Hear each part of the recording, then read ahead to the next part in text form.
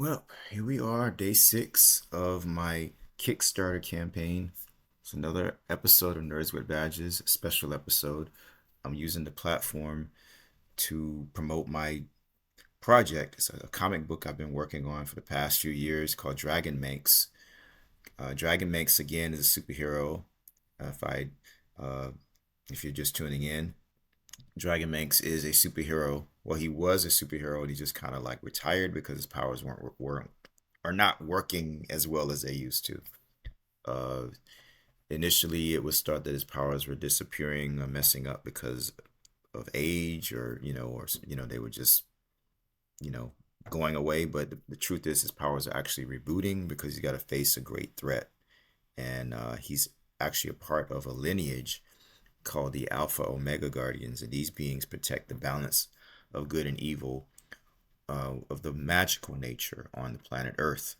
And each Alpha Omega Guardian eventually gives their lives, so they sacrifice themselves to save the planet from some great threat.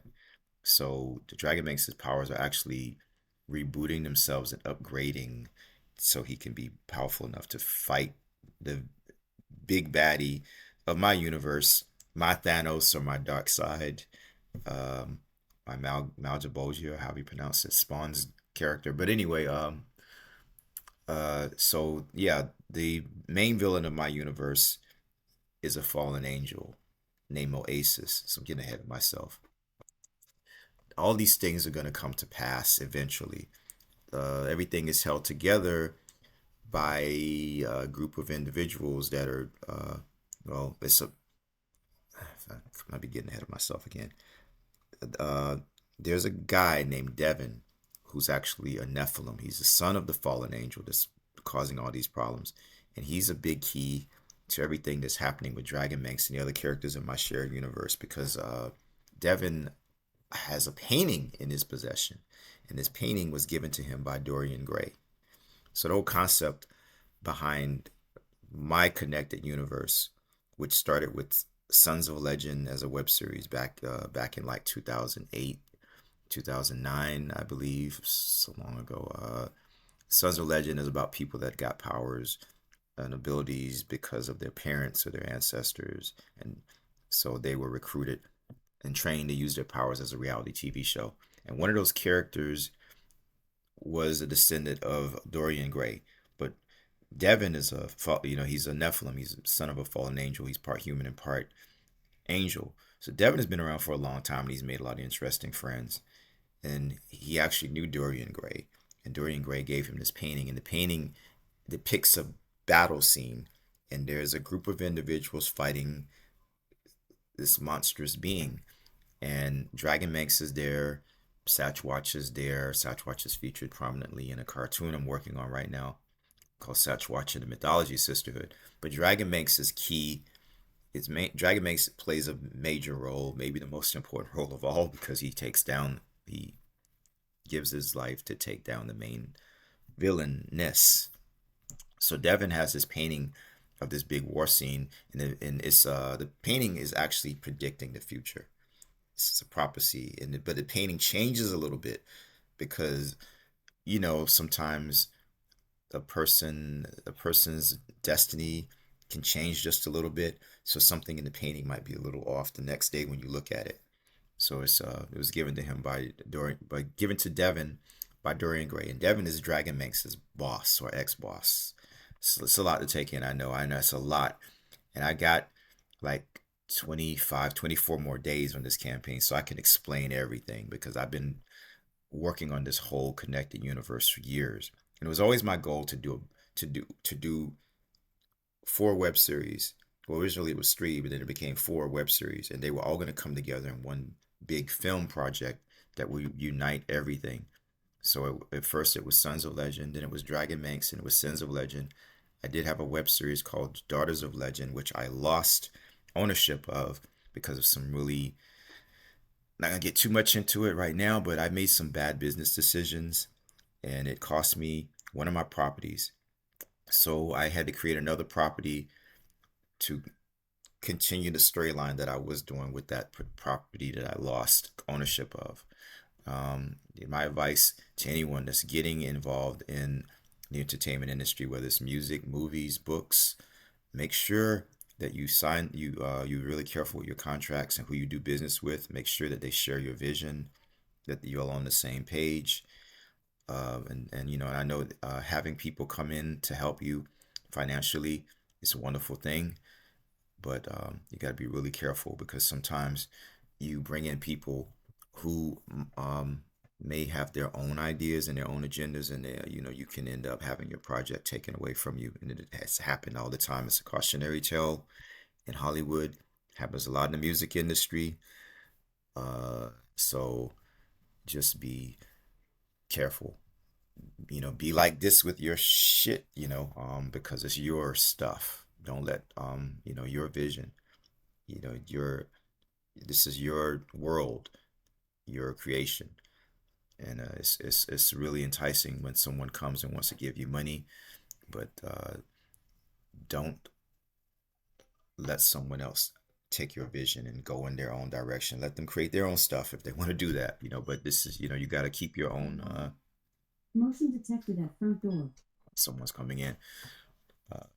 So keep ownership of what you're doing, and that's very, very important. And don't let other people take your vision and make it their vision. So my rant is over with. So the connected universe that I'm creating, the Sergioverse, if you will, it really revolves around a lot around DragonManx and some decisions that he's making. So this story that I'm doing right now, it is like your window into the connected universe that I'm doing. So you have DragonManx dealing with some teddy bears that are murdering children in their dreams, and DragonManx, who is supposedly retired, ends up getting back into the supernatural stuff to deal with these teddy bears. And him and his boyfriend, his on again boyfriend, Ernest, who's a vampire, dealing with his transformation and not doing a really good job. And also the Captain Liberia enters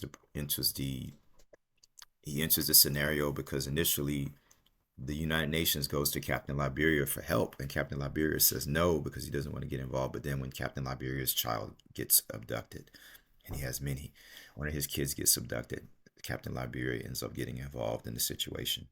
So it's going to be kind of like a team up. So Captain Liberia is basically he is the Superman of my universe, you could say. He is the son of Shango,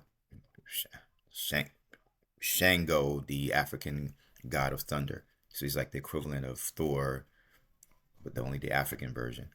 Captain Liberia is from Liberia. He is the son of Shango and a police officer who hooked up like in the 60s, in the late 60s, and had a child, and he's a demigod like Hercules, Wonder Woman. He's got lightning, storm kind of powers, and Captain Liberia had a falling out with DragonManx. So by the end of this story, and that is being told in the comics, they have to, they end up making amends at some point, putting their differences aside. Because DragonManx is sort of like a Wolverine character. Sometimes he has to kill people to do the right thing. And Captain Liberia is like, he doesn't really get down like that. He feels like it's like Superman. He feels like there should always be another way.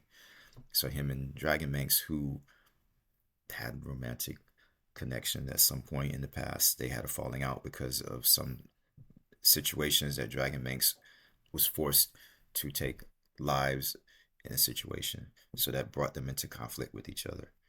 So all of that's going to be resolved when Captain Liberia reluctantly has to come to DragonManx for aid, and they all end up playing a big part in this epic that I started originally as a novel a few years ago. 4 years ago, I started writing a novel, and I kind of got stuck. So it's kind of like one of those situations with Game of Thrones, where they're doing the series and they hadn't even finished the books yet. So it's an interesting situation.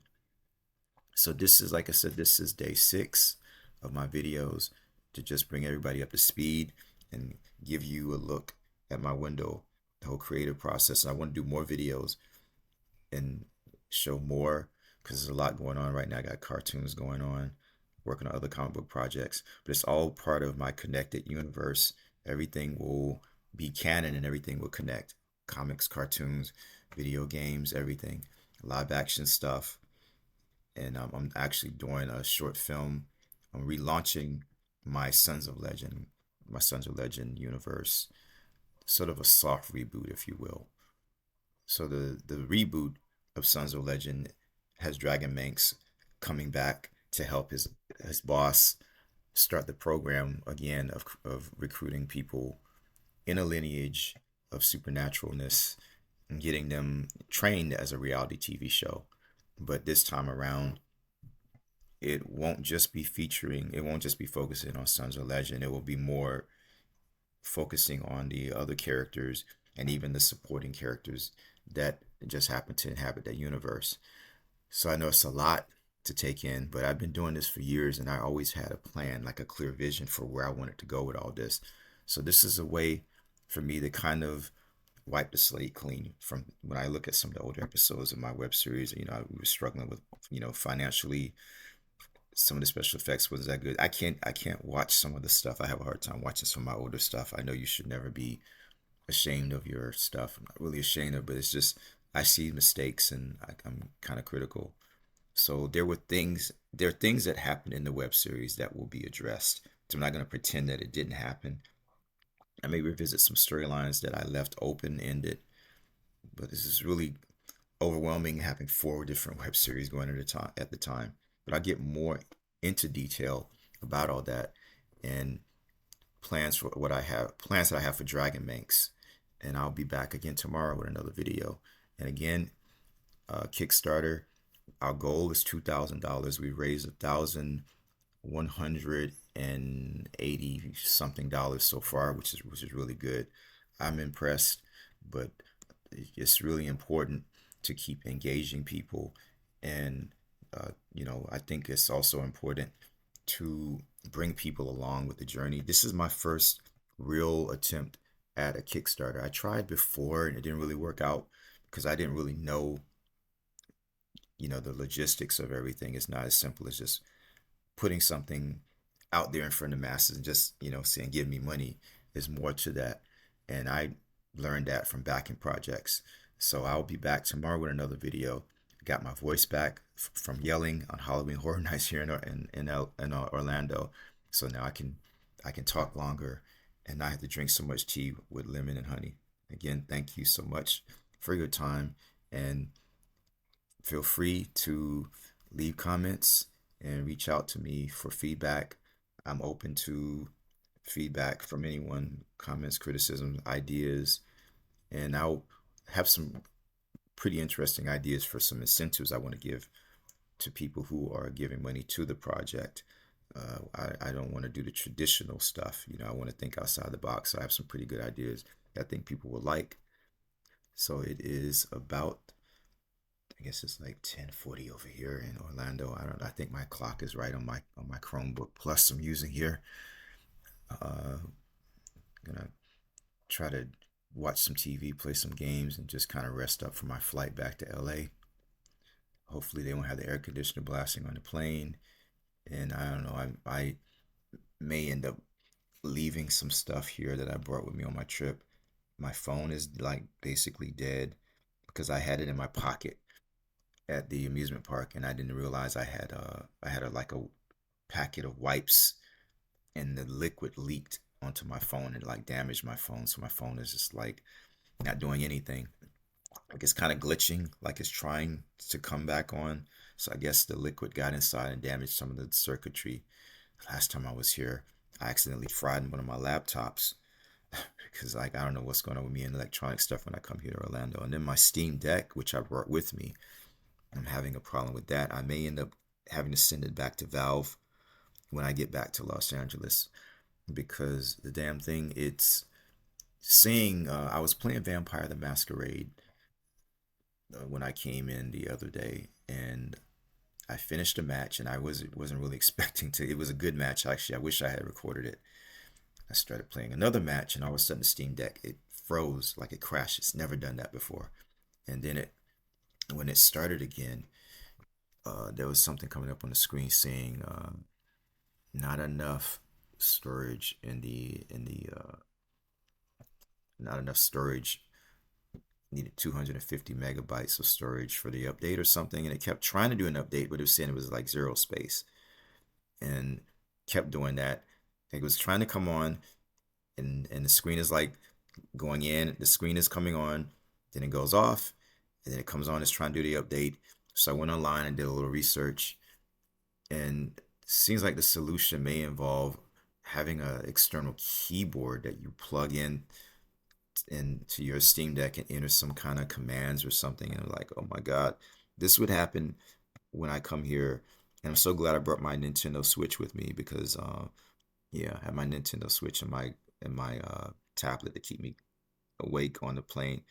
But anyway, that's enough of all that stuff. But when I get back to LA, I'll be doing some more videos, some more in-depth videos, and I'll talk more about those incentives that I have for this DragonManx comic book.